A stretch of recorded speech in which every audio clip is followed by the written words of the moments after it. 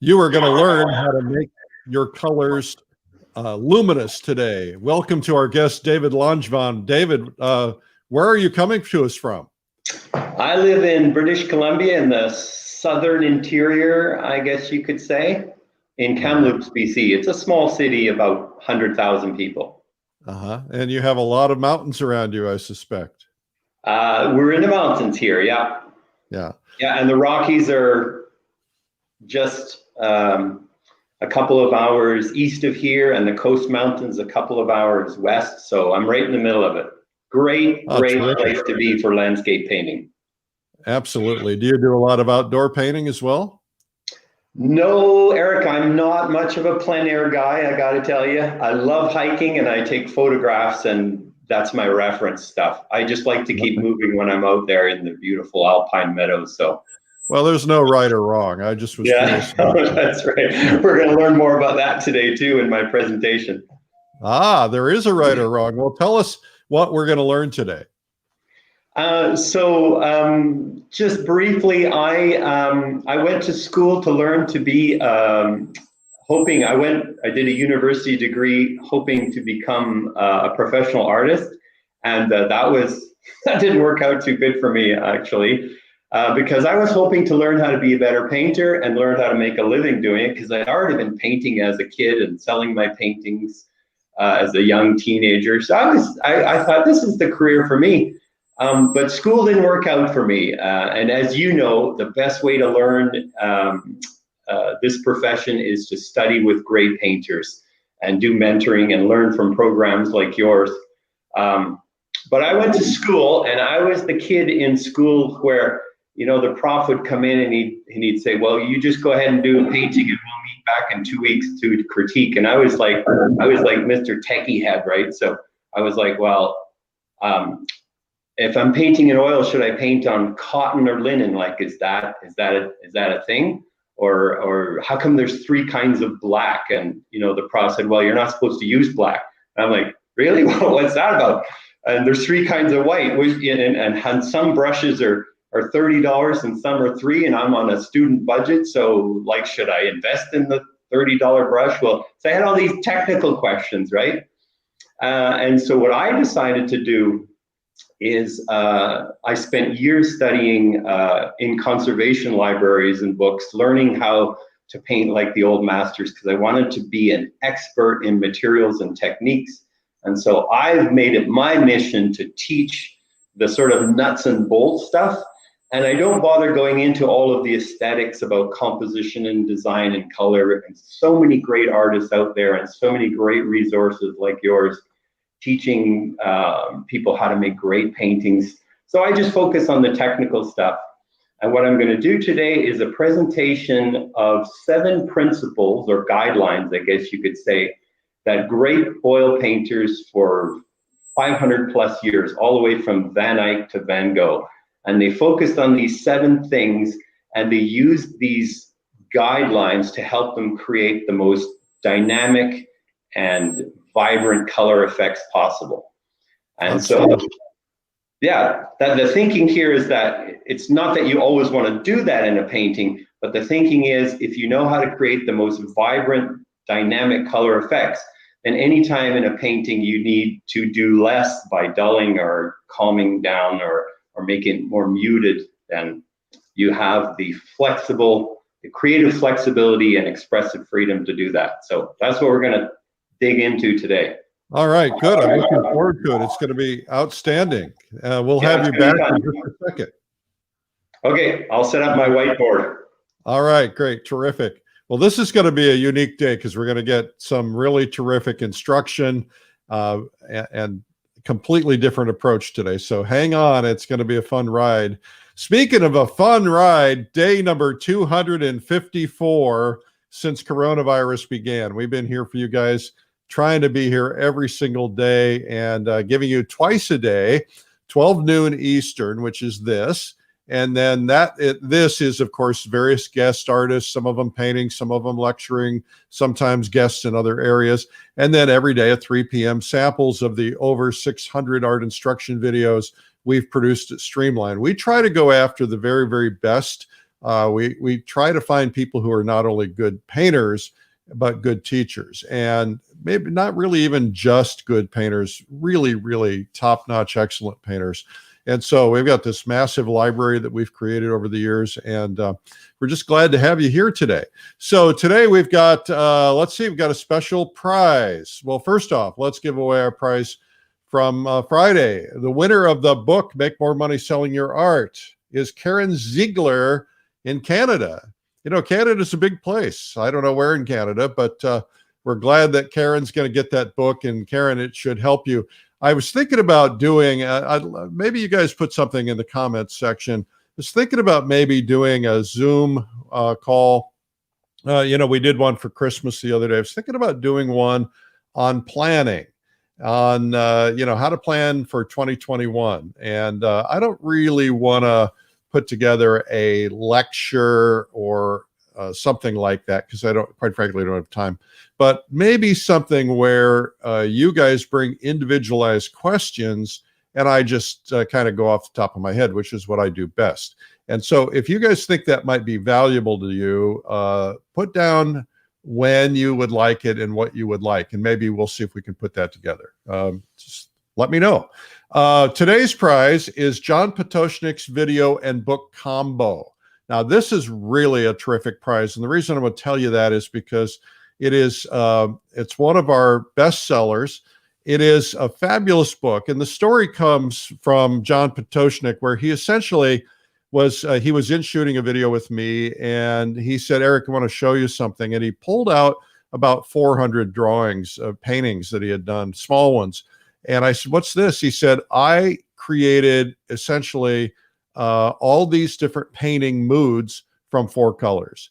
And I wanted to be able to demonstrate to you how I do it." And I said, "John, this is not only a video, this is a book, because the book is kind of like a mood book. You know, go in, pick a mood, and it shows you then how to mix it." So we created the video, the companion video, and the book. It's called Limited Palette, Unlimited Color. And what's nice is you can open up that book. I wish I had one handy. Anyway, you could open up that book and just flip through and find a mood. You can look at the cover of it there and see, you know, there's nocturne, there's daylight, there's sunny day, there's cool day, there's snowy day. And it's all done with 4 colors. And he shows you how to manipulate the colors in a way that allows you to do this. And so I thought that'd be a fun one to give away for tomorrow. So the way to win is to essentially put your say something in the comments. All right. We'd like to know where you're from, where you're watching from. If you're new, just say, "Hi, I'm new." And then in the comments, we'll go in and we'll choose, and we'll give away one set of the book and video together. All right. And that'll be coming tomorrow. Okay. What else is happening? The Plein Air Salon art competition is going to be ending on the 31st of this month. And you want to make sure that you get entered for that. It is $30,000 in total prizes. Dave Santianes here holding the big check won the $15,000 grand prize, and his picture, his painting, is on the cover of this issue of Plein Air magazine. Now, I saw Dave this morning. Dave came in late last night. He's visiting and staying in the world famous artist cabin. We socially distanced. I was wearing a mask. And why do we even have to say that? I think we could assume that now, right? So anyway, and then I saw Dave again this morning. He's heading off to our soundstage to be shooting for the next 3 or 4 days video. We'll be visiting over there, doing a Facebook Live sometime this week when I go over to do the interview, and hopefully I'll get a chance to spend a little bit more time with him. But anyway, you want to get signed up for Plein Air Salon before the end of the month. And that's a pretty cool thing. I'll also mention to you, if you're new to us, we have a free video for you. It's called "The 97 Amazing Painting Secrets from the World's Best Artists." We took 97 different tips from different videos that we've produced over the years and put them in this free video for you. It's worth about $100. It's a 2-hour video, and it's spectacular. And yours for free if you go to 97tips.com. If you want the DVD, pay the postage, but you can have it streaming immediately for free. Our gift to you. We have all the videos that we have done here every day at 12 noon and every day at 3 p.m. We've done we got them all on YouTube. You can go to YouTube, just search Streamlined Art and hit the subscribe button. We hit 60,500 last week. Now we're shooting for 70,000. It would be helpful if you do that. We're trying to spread this to the world, trying to get more and more people to sign on and participate with us. So that's kind of pretty cool. Now I want to see if I can figure out how to do this. I just real quickly, I have something that I wanted to show. No, I don't know if I can do it. All right, so I'm going to try this. This is probably not going to work. You would think I'd be better prepared. Okay, well, I'll tell you what, I'm not going to do it today because I should have been better prepared. What a crazy thing to do. Okay, now today at 3 p.m., Michael Holter is going to be doing a video, 7 Steps to Watercolor Landscapes, and you want to make sure that you check that out. That's at 3 p.m. today. Go to YouTube or Facebook and hit Streamline Art Video. Look for Streamline Art Video. He will be doing a demo from this video, 7 Steps to Watercolor Landscapes, and there's one of the demos. There's another one. He's also got a video out called 7 Steps to Watercolor Portraits. Okay, quickly, I just want to play this thing for you. Have you ever wanted to learn to paint in watercolor but don't think you have the talent? Most master artists will tell you that painting is a skill anyone can learn. If you follow a process, you too can paint beautiful artwork. You could spend $3,000 or more to attend a live workshop or convention. Or you could learn from the world's finest for a fraction of the cost at Watercolor Live, the world's first virtual online art conference devoted to water media. 3 days of world-class artists demonstrating in portraiture, landscapes, still life, the human figure, cityscapes, color mixing, and more. Get to know other artists and instructors personally through our breakout sessions, and we'll even paint and draw together at the end of each day in the safety of your own home. Make new friends in our breakout sessions. Paint with hundreds of others. Get private access to our exclusive members group to become part of our community, and learn to take your artwork to a higher level. Watercolor Live, 3 full days of watercolor instruction from the world's best, January 28th to 30th. And for people who want to learn painting from scratch, start with our Beginner's Day on January 27th. Soon you'll be painting faces, people, flowers, scenery, objects, and other subjects. You'll see your artwork improve faster as you learn from top artists and instructors from all over the world. Make history as part of the world's first watercolor art conference. Sign up today and join the world as we learn art together from these amazing artists. Joseph Zbukvich, Linda Daly Baker, Jean Peterson, Mario A. Robinson, John Salmonen, Thomas W. Schaller, Suni Warren, Matthew Bird, Andy Evenson, Michael Holter, Pablo Rubin, Daniel Marshall, Lauren McCracken, Angus McEwen, Kim Minicello, Ian Stewart, Brenda Swenson, Keiko Tonabe, Stephen Zhang, Birgit O'Connor, Shuang Li, Antonio Masi, Larry Moore, Glenn Knowles, and many more to come. Why not use this time to learn a new skill so you can amaze your friends and family with your paintings? Watercolor Live, from the publishers of Plein Air Magazine and American Watercolor. Sign up by January 10th and save up to $500 off the retail price. Well, it's going to be amazing. I think it's going to be amazing. I'm looking forward to it. I think it's going to be really terrific. Thank you for tuning in today. We've got a very special guest with us, and his name is David Langevin. Did I get it right, David? Okay, tell us the way it should be. It's a French name, and it's pronounced Langevin. Langevin. Yeah. Okay. No worries. Sorry. Okay, so David, in case you just tuned in, David is going to give us 7 tips based on what he's learned from the old masters. David, I'm just going to turn it right away to you. All right. Okay, we'll get into it. I've got my trusty whiteboard here. And I'll start by just telling you that how I came to understand and learn this stuff. I mentioned I went to university and didn't learn didn't learn what I wanted to learn.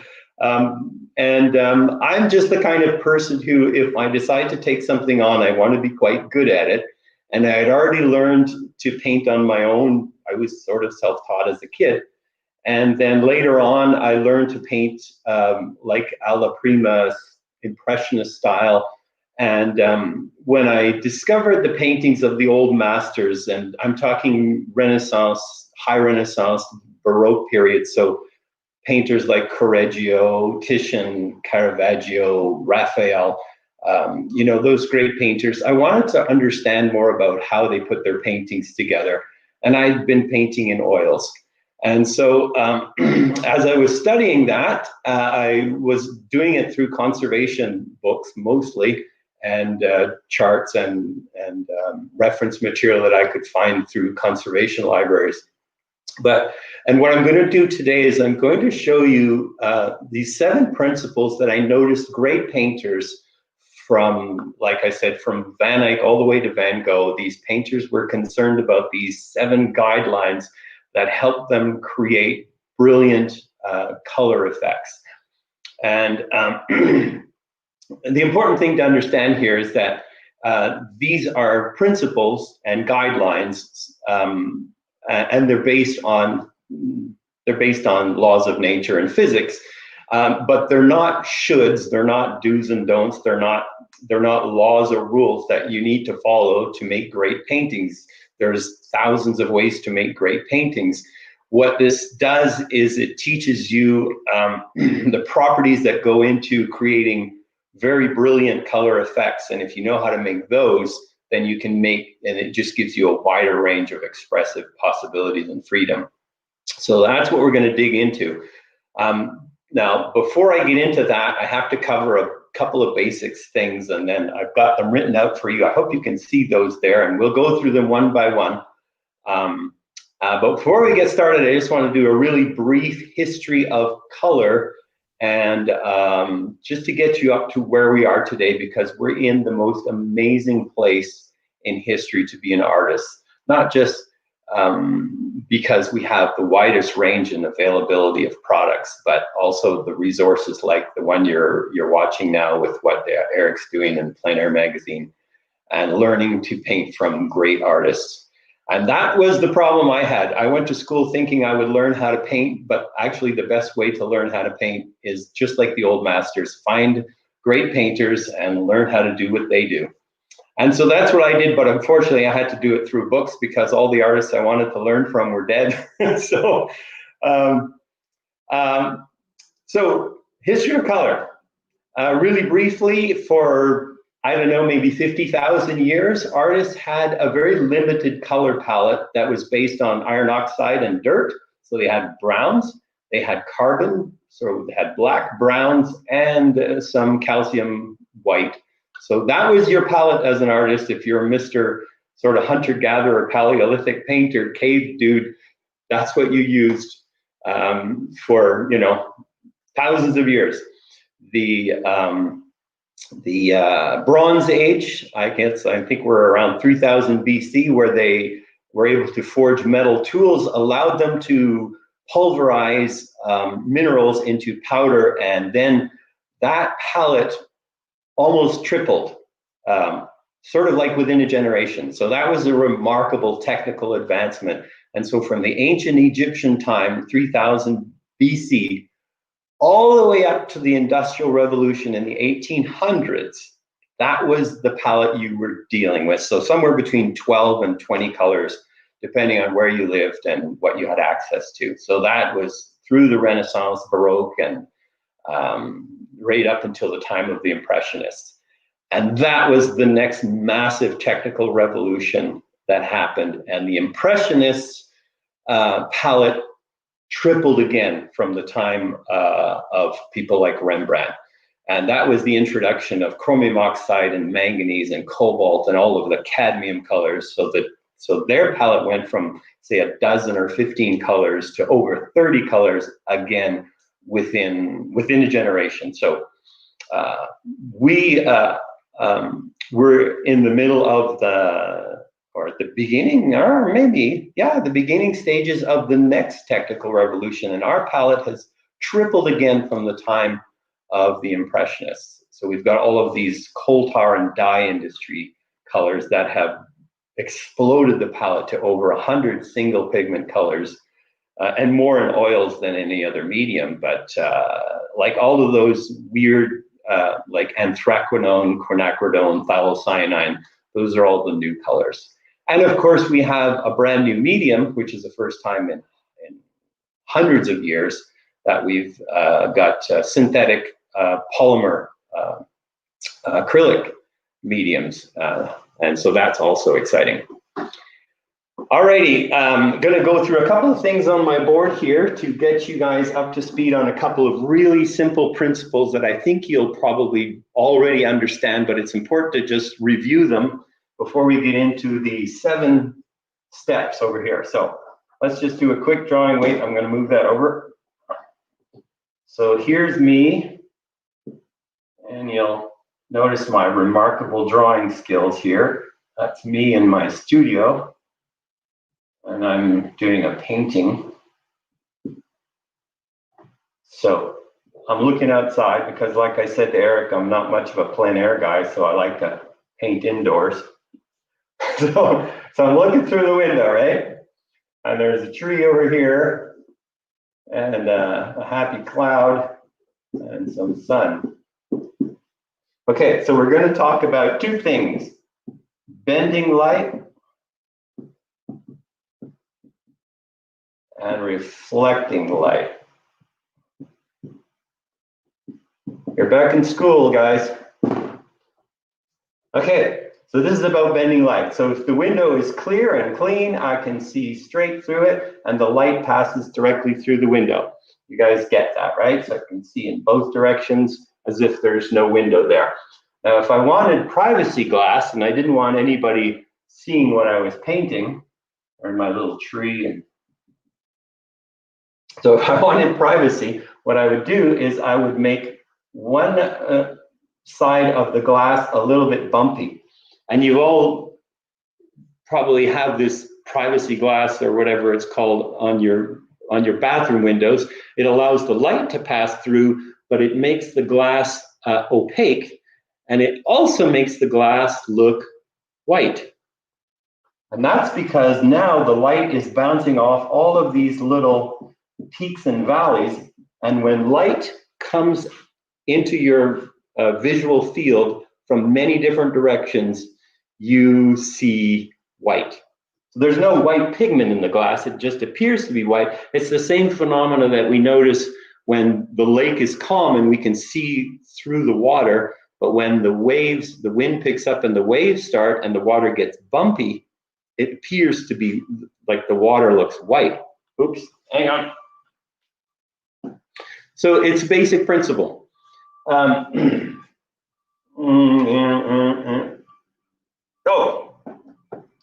And that principle, I'm going to write it out for you because I think it's one of the best quotes you can have when it comes to this, and it's something that Leonardo da Vinci actually talked about. And it goes, when you bend light, you create white. So when you bend light in your paintings by creating bumpy surfaces, you add white to your colors. Simple, obvious, and watercolor painters really understand that. Okay, let's talk about reflecting light real quickly. So I'm going to show you a cross-section of a painting. So we've got, there's the paint layer.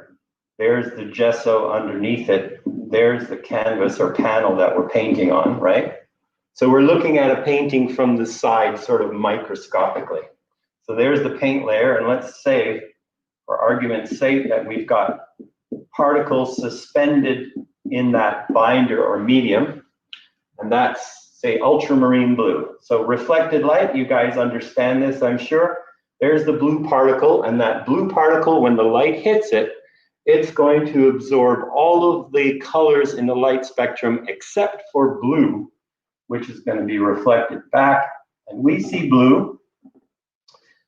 But here's the thing that the old masters were also aware of. There's no such thing as pure blue. There's pure blue light, but in nature, there's no such thing as pure blue color. There's only mostly blue, because every color reflects back blue plus a little bit of other wavelengths from the light spectrum, and there may be a little bit of extra red in there, which makes it sort of like an ultramarine blue, which is kind of warm purpley blue, maybe have more green in it, which makes it cooler, but you guys get the idea.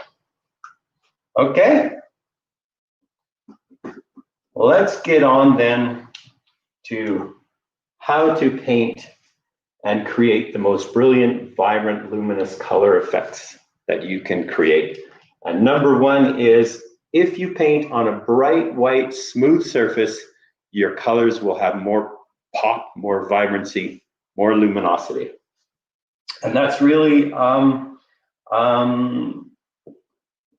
easy to demonstrate, because I showed you the example with the glass, right? It's the same idea here. So there's a painting here. We've got ultramarine blue. Again, that's the same example. So if we did the same painting on a canvas, which is kind of bumpy, and there's the blue layer on top, there's the pigment, right? So we see blue, and here's the rub. If this surface underneath the paint is smooth and white, then the light will pass directly through here, and it will come straight back through that paint layer, and it will brighten it up with light. So this blue is going to pop. It's going to have more vibrancy. When you paint on a bumpy surface, the light's going to come through that transparent layer of the binder medium, and it's going to bounce off those peaks and valleys in all these different directions. And you're going to see blue plus white. That makes total sense, right? So this is going to be a little bit more muted, and I wish I would have done this for you guys, but I only thought of it this morning. If you did two identical paintings, and you did one on a smooth panel, and you did the exact same painting on a canvas, they both look fantastic, of course, but if you put them side by side, you'll notice that this one's a little softer, more muted, more pastel looking. This one's more vibrant, more zingy. I'm going to do a share screeny thing here, and I'm going to show you a painting that I did recently, and I'm going to show you how that's illustrated in this painting. Can you guys see that, Eric?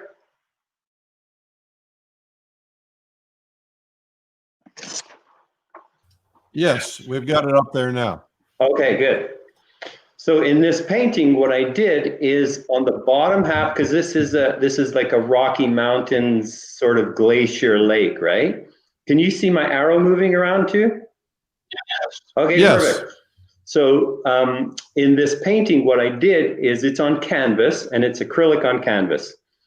And this would work exactly the same with oil painting. I do both oils and acrylics, exactly the same methods.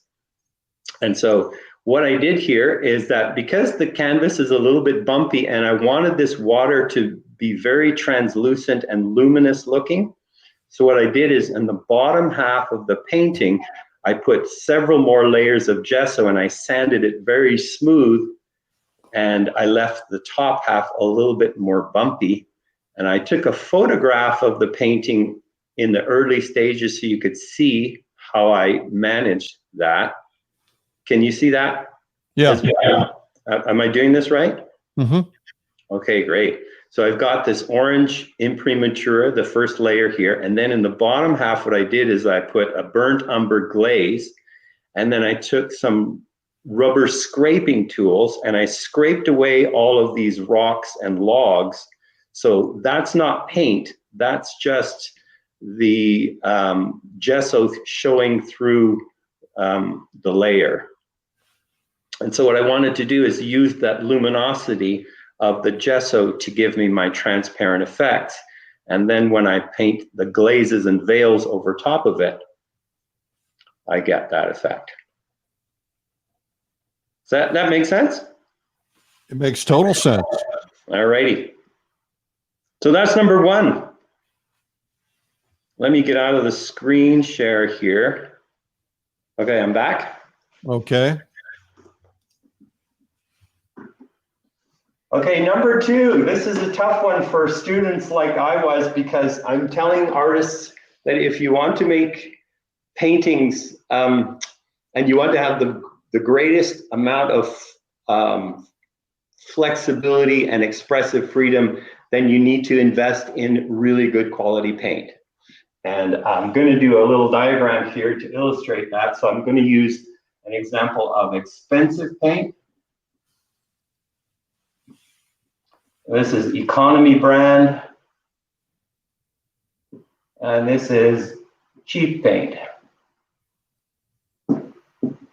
So let's say, for argument's sake, that that's $30, less than half price at $12, and then $5 for this tube of paint here. So here's my tube of paint.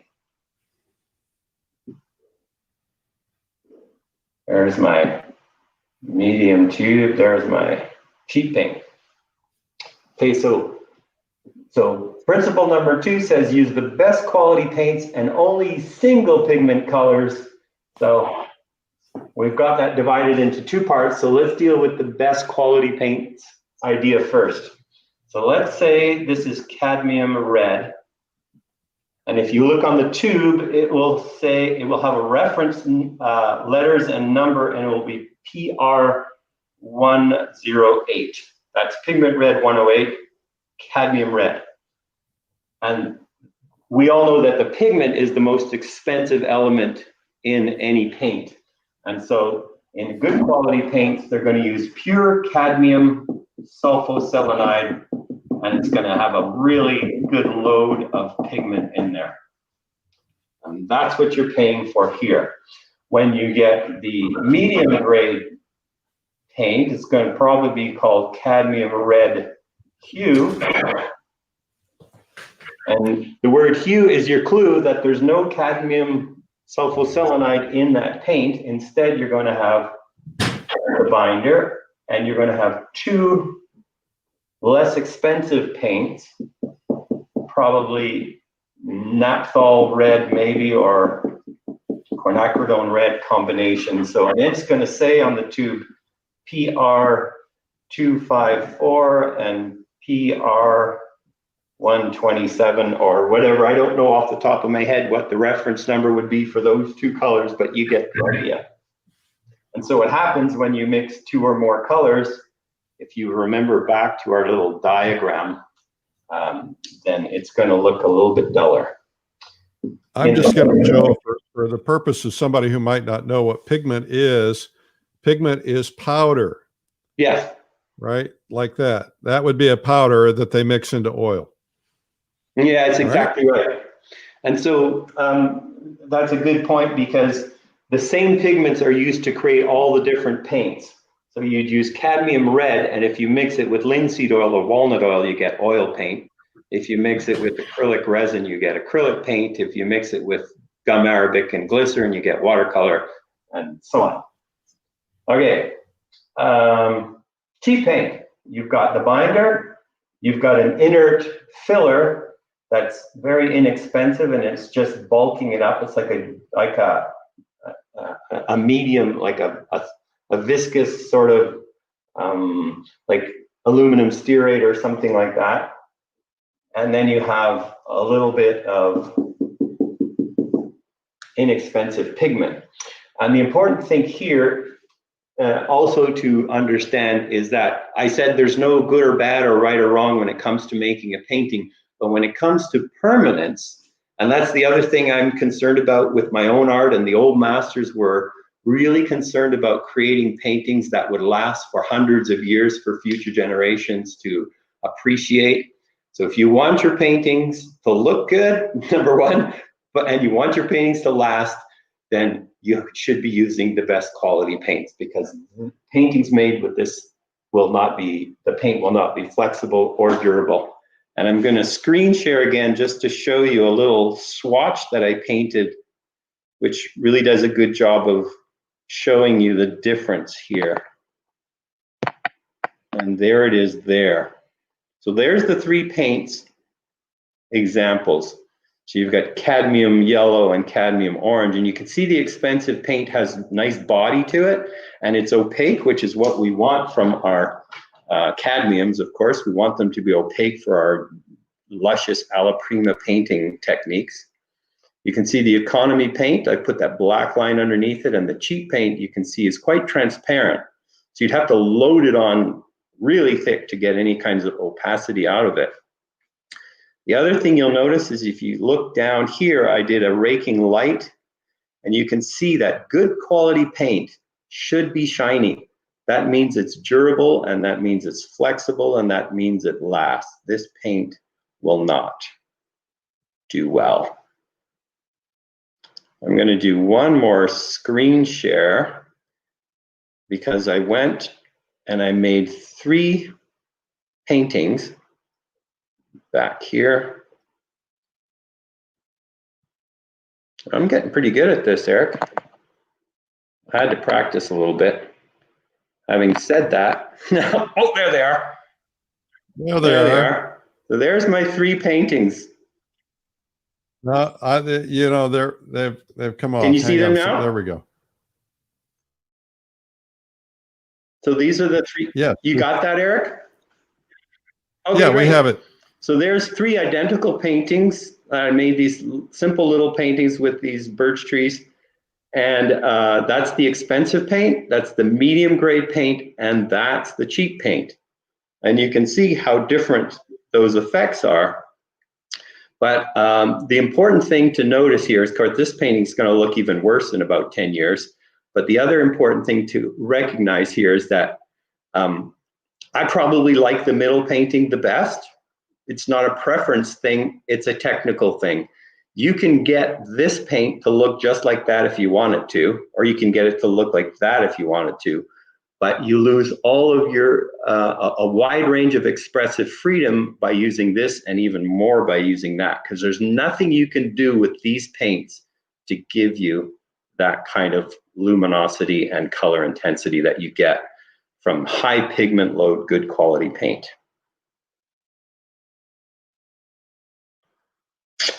All right, I got one more screen share for you guys. I'm back here.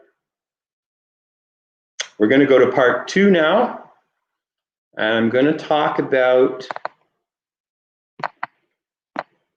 the second part, which says use only single pigment colors.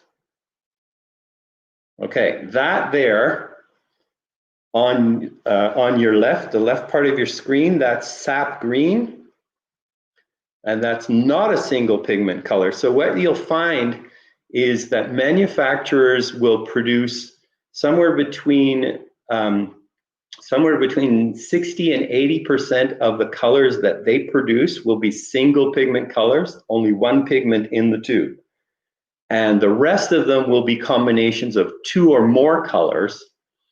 And what I'm suggesting is that rather than get the manufacturer to mix paint for you, buy those individual colors. And if you like, for example, if you like sap green, because it's a nice natural looking green, especially for landscape painters, if you like that color, and I'm telling you, find out what the pigments are and make your own versions by mixing any different way you want. And I did 4 versions of here, and there's hundreds of variations, obviously, that you could create with these 4 pigments to create different types of sap green.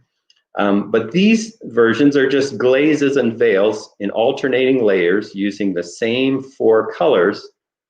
And I just get different versions of it, and they're more to me, they're more interesting, they're more luminous, they're more painterly, they're just a whole lot more interesting. And learning to manage color like that, I think, makes you a more skillful painter.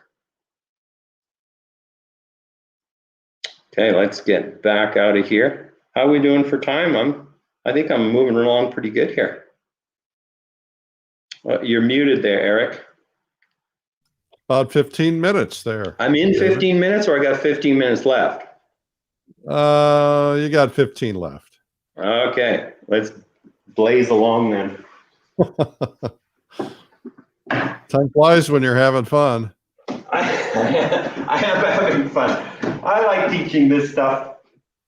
And I got to tell you, if I could have traded this 40-minute lecture for 4 years of university, I would do it in a minute. Okay, so number 3 says, if you want to create the most brilliant and luminous color effects, then minimal amount of blending you will do. Let me show you this. I'm just going to hold this up in front of the screen there. Can you guys see that? Is that in focus okay? Yeah, we can see it. Yeah.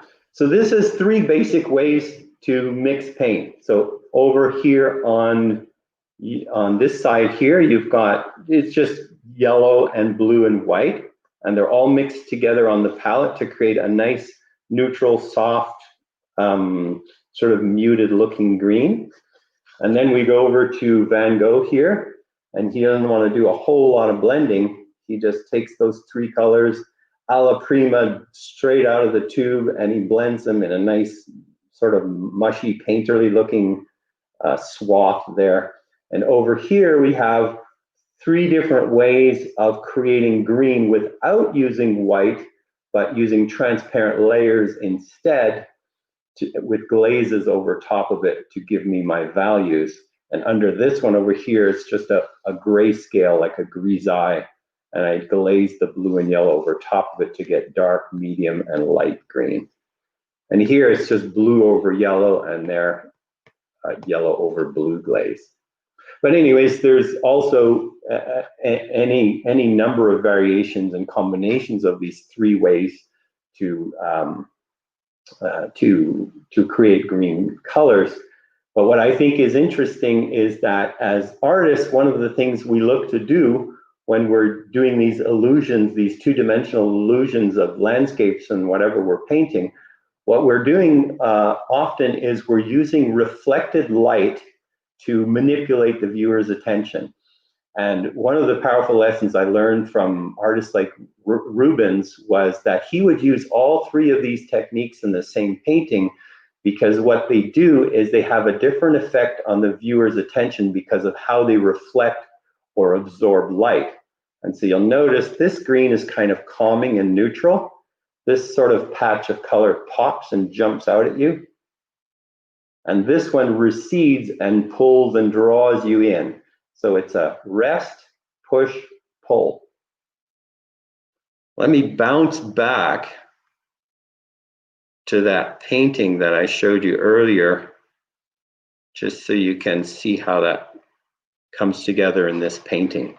So in the foreground where I wanted that transparent water, you can see the glazes over top of that underpainting. They pull you into the painting. And then where I used these opaque highlights with whites and cadmiums and some greens and yellows here, that sort of pops. And then where I mixed my dominant warm and cools to create my neutral gray tones, you have those rest areas.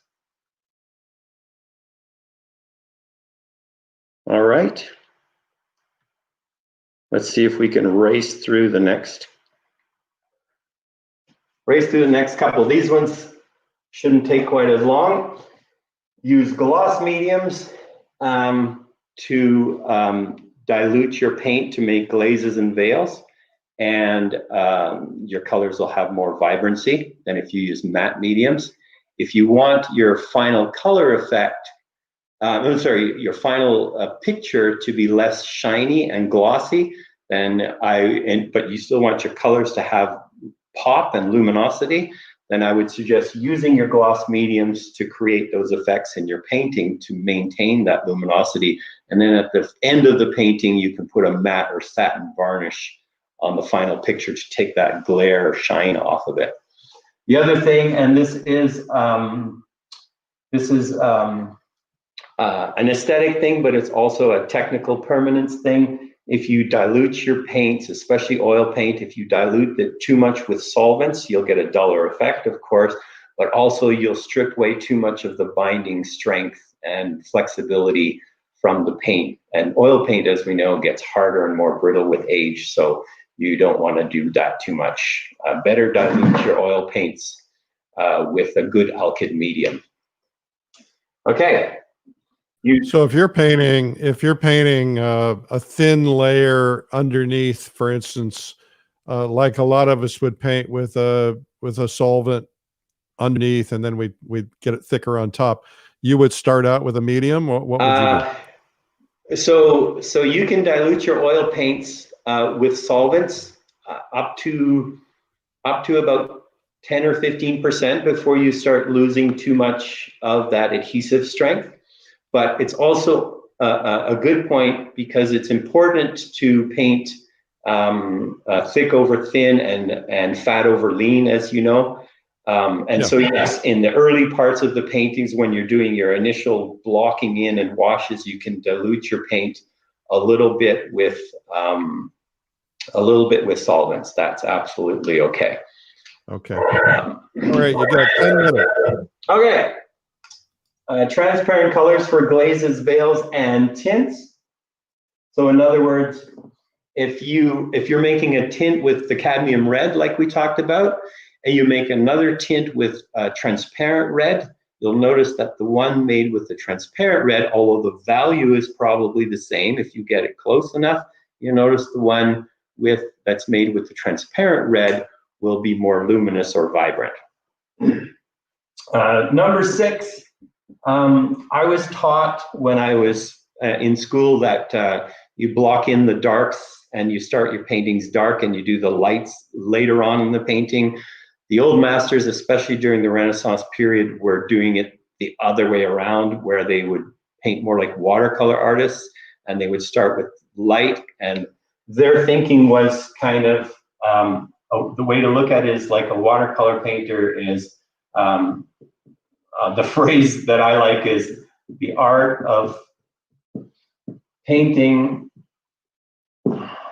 is the art of subtracting light. So like a watercolorist, if you start with a pure white surface, and as you add washes and colors, you gradually subtract light from your composition. And so that's how I do my oil and acrylic paintings, and that's how all the old masters did it. And I do my darkest darks at the end. I'm not saying it's the way you should paint or it's the best way to paint. I'm saying that's the best way to retain luminosity and transparency in your colors. Okay, and the last thing, I'm right on track here, Eric. Paint around things. This one was a stumper for me, because when I was a young artist, I'm going to show you another painting. When I was a young artist, there you go. There's the two paintings again. And this one is painted where everything's painted separately and nothing's overlapped. And in this one, I overlapped objects one on top of the other, and it just kind of sucks the light out of your painting. I'm going to share one more painting that illustrates that. That was counterintuitive to me, because when I was learning how to paint, oopsies, just self-taught artist. Where's that painting I want to show you? Here it is. Can you see that painting now, Eric?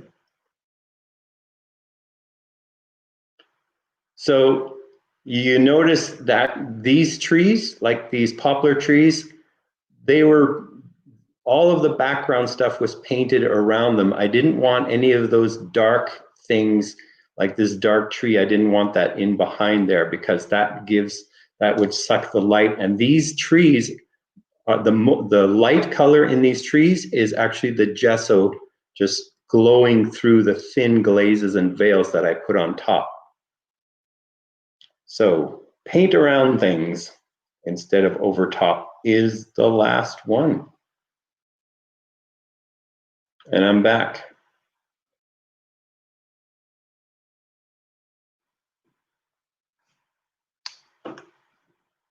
There you go.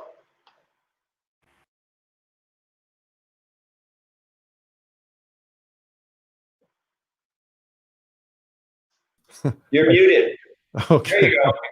I'm sorry. Okay. So I'm curious about tell me again, the birch trees that we just saw, if you can pull that up just again real quickly. I just want to clarify that. Yeah. Is like you did the rocks and the other painting, you basically just pulled the gesso out. Once you laid in your undercolor, you pulled the gesso out and left it on where the white trees are. I see little hints of color in there. Yeah, so those are thin glazes and veils painted over the, I'll show you another painting, Eric, that I took a photograph in the early stages, which illustrates it a little bit better. So I'll jump back out. Hope you guys are finding this helpful. The comments are very positive. Good. Yeah, it just gives you a couple of extra tools in your toolkit for being a better painter. So there's a nice winter scene for you guys who don't have to live through this like most of us Canadians do. This is an Aspen Forest. It's just a simple composition with all those trees. And it's an oil painting that I did on panel. And that's what it looked like after the first sitting. So what I did here, Eric, is I put down a transparent oxide brown glaze.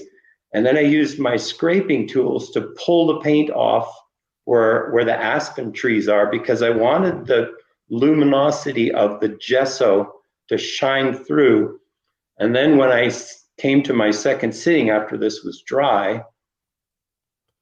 So where did the dark come from? So you mean like these dark spots on the tree? Yeah. Yeah, so that's just when I took my scraping tool and dragged it along here, that's the accumulated pile of paint that's just thicker. This brown here is just thicker version of it because I dragged it and scraped it. Do you get, you know, those rubber spatulas you get at the art supply store? Yeah. I use those a lot for this kind of thing. Very good. Yeah, so this glaze is wet and I just muck it around with my fingers and my spatulas and my rags, and I create that I pull that white from the gesso through, and then you'll see there it is shining here, that reflected warm light. There's no extra paint on there. That's just the underpainting that I scraped away showing through. And you can see how that sort of deep luminous white is different from the heavy body opaque white that I put on for the sunlight afterwards. And in this part of the tree, that's just the glow of the gesso showing through with a thin purple glaze and a thin burnt umber veil on top of the purple glaze. And they're both, one's transparent, the other's semi-transparent, and it's just showing through that way. Well, that makes a huge difference in the glow. Yeah, so different, so interesting. I like to contrast, like I showed you in that first painting of the water. I love using the luminosity and glow of the primer, the gesso, to show the light in my paintings, and contrasting that with the opaque whites is very dramatic. So what kind of panel do you typically use? So you said you're using smooth panels, or you're putting gesso down and sanding it? So for my oil paintings, I mostly paint on hardboard. You know what hardboard is? Do you call it Yeah, hardboard? like an ampersand or a Jack Richardson kind of a thing. Yeah. Yeah. It's like they call it masonite or sometimes too. Yeah, so untempered hardboard is I think it's the absolute best thing to paint on. Oil paints really don't like to move around too much. So if you're going to paint them on canvas, you have to prepare them so that the canvas is very stiff and doesn't move or absorb moisture. But up to a certain size, I prefer to paint on hardboard. Right. And it's also a smooth surface, so I like that. Okay, terrific. Well, this has been fabulous. Would you go through, just read the 7, because they can't read it on the sheet. Just read the 7 real quick. Oh, is that not clear for you guys? No, because some people are watching on phones, and maybe somebody will put them in the comments. So the 7 steps to luminous, vibrant. I'll zoom it in for you there. Okay, move your camera up. Move my camera a bit. There you go. Steps to creating vibrant, brilliant, luminous color effects. You guys can do a screenshot of that. That's one way to get it. Yeah. So number 1, paint on a bright white, smooth surface. Number 2, use the best quality paints and only single pigment colors. Number 3, use colors straight with minimal mixing. Number 4, use gloss mediums, use solvents sparingly. Number 5, transparent colors for glazes and veils. And what's that? Tints. Can you explain, just for everybody's benefit, there are a lot of new painters here, the difference between a glaze, a veil, and a tint? So any color that you take and dilute to make more transparent, you would call that a glaze. So if you were to add gloss medium to your ultramarine blue and make it thinner and more transparent, that's a glaze. If you add white to that glaze and make it sort of translucent and foggy, then you've got a veil. Okay. And if you just take that blue and add white to it and make a light opaque blue, that's a tint. Does that make sense? Well, it sounds like a tint and a veil are the same thing. Well, no, if you take a tint and add gloss medium to it to make it translucent, so like foggy veil, so you can still see the dark underpainting underneath, that's a veil. Think of it like a bride's veil. You can sort of tell that it's your wife, but it might be her cousin until she gets close enough, Yeah. Okay. So a veil, think of a veil like a fog. You can see the dark underpainting through it. A tint is generally opaque. Okay, terrific. Thank you so much. Well, David, this was fabulous. I think we got a lot of applause in the comments. Maybe when you get off or maybe later tonight, you go into the comments and answer some questions. That'd be very helpful. Yeah. This was really good. I want to show real quickly, because I didn't show many of your I didn't actually show any of your paintings, but I want to just show some here. So just so people can get a feel for them. And I think seeing now afterwards is actually better, because now we understand how you execute. Yeah. Flow. So in the case of this house or these glowing trees, would that be where you stained the white underneath and then you just pulled it out with the rubber rubber tips? Yeah, I usually like to do that for the brightest areas. I want to have the least amount of darkness underneath them so that they're going to continue to glow. This is also, I'll just throw this in there too. Most of you probably are experienced oil painters, understand that oil paint not only becomes more warm and yellowish looking as it ages, but oil paint actually becomes more transparent with age.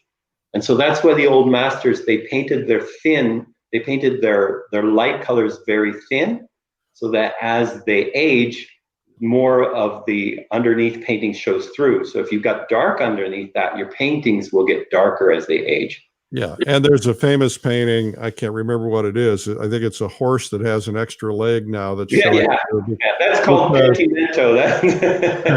the artist didn't realize that was going to happen. Tried to paint. I'm working on a painting right now, and I decided to cover a bunch of darks with lights to kind of make the sky pop. And I started thinking about, 100 years in the future, if it would, some Goodwill store somewhere, and how that dark is eventually going to bleed through that light. It will show through, yeah. Yeah. All right. Well, this has been terrific. I'll show a couple more of your pieces here. This is similar to what we saw before. Yeah. Just beautiful work. Thank you. That's lovely. Yeah, I've got known for my tree portraits. That's kind of what set me off on my career. Yeah, well, they're beautiful. Oh, Thank look you. at that luminosity. Oh, that's not you. Whoa, okay. I like it. But now I'll be looking at everything differently. All right. So, David, thank you so much for being with us today. We really appreciate it. It's my pleasure. Thank you. Let me just quickly, your website would be davidlangevin.com. It's LANGEVIN.com. Yeah. All right. Terrific. Thank you, David. We appreciate you being on today. Thanks, Eric. You're doing a wonderful thing. I just love spending time listening to your shows while I'm painting. Sometimes I have to glance over and go, what is that? Just really good stuff you're doing. And thanks for doing it. Well, everybody's got a different approach. That's for sure. Well, thank you. This was very helpful. You helped me today. Well, thank you, everybody, for tuning in.